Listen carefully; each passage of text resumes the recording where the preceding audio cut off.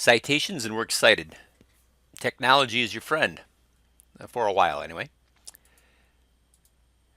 So why citations? In-text citations show the reader where you used other people's material. You use other people's material to bolster your own argument, and it's also important to remember it's plagiarism to use somebody else's work without acknowledging them. And plagiarism, for lack of a better word, is stealing. That's how it works. Each citation in your text should be done in the prescribed way, in our case, MLA format. If you were in a psychology class or a biology class, you would be using APA format.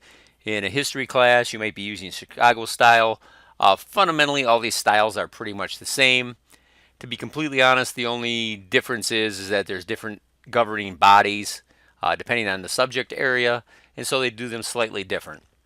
At the end of this PowerPoint, I will spend some time showing you how to put in in-text citations, how to do Works Cited, and I will also, as an added benefit, show you how to do APA formatting Chicago style using Microsoft Word.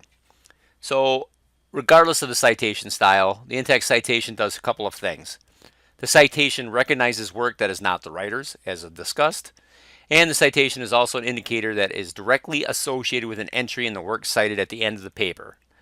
So if I have a citation and the citation says it's by someone named Brown, then in the Works Cited there better be something that says Brown is the author to begin with, so that it directly links to that in-text citation. And once again, I will show you how to do that using Microsoft Word. So Works Cited comes at the end of the paper. It's a detailed accounting of all the external material used in the paper. Each entry, as noted, should be associated with an in-text citation. It not only acknowledges the author of the material used in the paper, it also provides the reader with an avenue for research. So, in other words, the reader can find the cited work and learn more, or if they're cynical, they can check the information and ensure that the author of the paper has used the cited work in context and accurately. So I would go to the Works Cited, and if I'm reading at home, if I'm reading a history book about a historical figure, a lot of times there is an extensive Works Cited at the end of this book, and perhaps I want to do more reading, so I would go and I look at the Works Cited so I can find said book or article or whatever it is, or perhaps I want to dispute something that the author has said, or I'm suspicious about something the author has said, and I want to make sure that what the author has cited is accurate and in context. So how do I cite? There are a variety of resources available to you to learn how to properly cite your paper. So it's not like the old days where you had to go to the library and, no offense to someone in this class, maybe deal with a grumpy librarian to find the books that you needed to learn how to cite. We have the internet, and of course we still do have libraries. Also, your textbook has an entire section dedicated to finding and documenting sources. Page 491 to 535 discusses everything you need to know about MLA formatting. There are a ton of videos on YouTube, how to do in-text citation, how to do Works Cited. There are other internet resources available to you for all styles of citation. EasyBib, many other sites will help you cite your paper properly. So you put your information in, it gives you the citation back. And finally, Microsoft Word has a built-in feature that does the majority of your citation work, at least from a mechanical standpoint, for you. So I'll look at a paper. So I wrote a paper, and this is for a future assignment. But for the sake of argument, let's say that I put a citation, let's see, right here. So we'll say this is quoted. We're going to put a citation right here by a guy named Brown. So I go up here to references and I go to insert citation. Now, one thing you'll note right away is that the style that is the default in Microsoft Word is APA. I can change this at any time, and I can change it, if you look, to APA, Chicago style, MLA, and a variety of others, some that I don't even know what they are. Point being is that this is useful for all manners of citation. So I'll change it to MLA up front so I don't have to think about it anymore. And I'm going to insert a citation where my cursor is. And I'll move it back one space so everything's hunky-dory. So I'll add a new source. And this dialog box pops up. And you can see the type of source is book, and it could be many things. Journal, article, report, patent, film, sound recording. We'll just leave it as a book. And if I go and I click on this box down here, it opens it up for me and it shows me all sorts of bibliography fields. So in this case,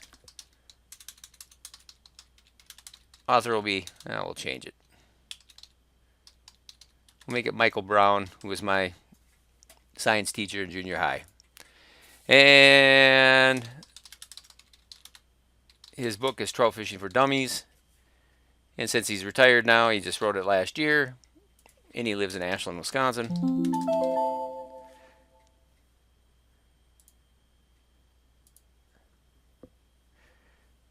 And the publisher is Lake Superior Press.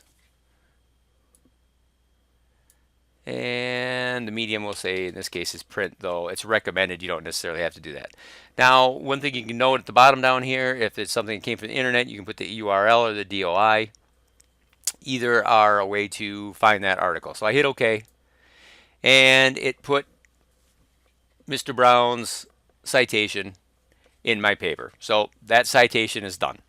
In-text citation. So well, hey, there's another one, and it doesn't matter where it is.